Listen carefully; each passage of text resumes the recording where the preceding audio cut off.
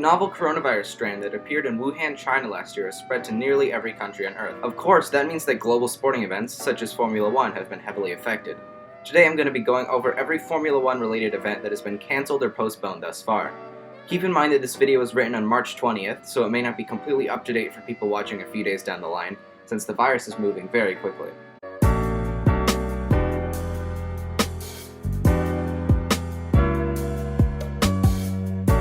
We missed out on the Australian Grand Prix this year because a member of the McLaren F1 team tested positive for coronavirus a few days before the race was scheduled to be held. 4 Haas team members were quarantined as well, though the results have not been returned yet.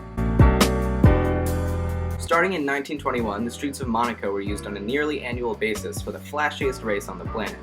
For the first time since 1954, there will be no race in Monaco. The Monaco Grand Prix has run for 65 years straight as a staple of the F1 calendar, but that run will have to come to an end. The Monaco circuit believes that they will not be able to reschedule the race. Monaco is a small city, and if one person gets sick, odds are many people will as well. Wuhan, China is where the novel coronavirus first showed up, and after thousands of people contracted the illness, the FIA decided to pull the plug on the event. It was set to be the 4th race of the 2020 calendar, but is now postponed indefinitely, and we all know what that means. Like the Australian Grand Prix, Vietnam and Bahrain faced the misfortune of having their race events held at the beginning of the season. The impact of coronavirus on F1 means that all events have been cancelled or postponed indefinitely until May, and now looks like June. This means that Vietnam and Bahrain too, and I'm sure the Netherlands will be next. Ferrari seemed the slowest of the top 3 teams in preseason testing, and the fact that their main factory is shut down is an issue for them. Of course, it is good that members of the Ferrari team will no longer be in constant contact, which will reduce the odds of contracting the virus, but it means that Ferrari's 2020 is probably a lost cause. According to Ferrari, their supply chain was seriously interrupted by closures, which led to their factory closing down.